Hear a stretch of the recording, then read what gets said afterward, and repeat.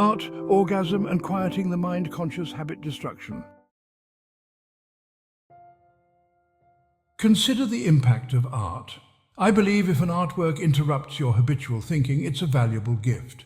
Regardless of your personal taste, whether the art appeals to you or not, or even if it repulses you, its disruption offers liberation from automatic thinking. It opens doors to perspectives beyond our routine thoughts and perceptions. This can lead to conscious habit destruction. As our world becomes increasingly mediated by mechanical bureaucracy, it seeps into areas where it doesn't belong.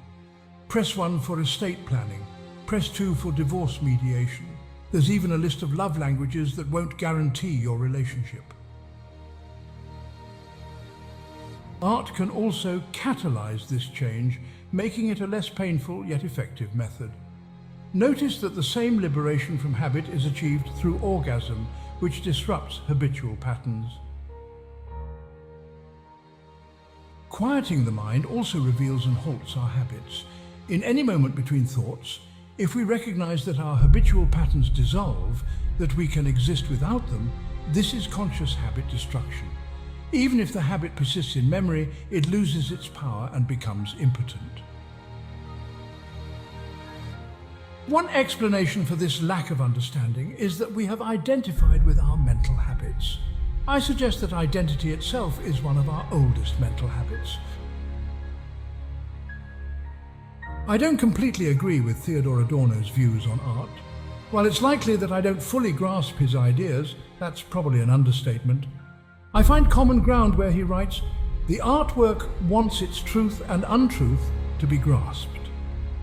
As I delve into his writings on aesthetics, I feel compelled to capture my evolving thoughts. Contrast this with the profoundly different experience of losing oneself in art. It's crucial to understand these distinctions with art for a clear grasp of their implications. The latter experience, which goes beyond mere sensual pleasure, resonates with my view that art has the power to disrupt our usual habits of thought. On the topic of changing habits, or conscious habit destruction, habits can be willingly altered. One can consciously create a new habit to counterbalance the old, do different things consciously contrary to the habit, or simply disobey the impulses a habit induces. I see the former as an active approach, while the latter more passive.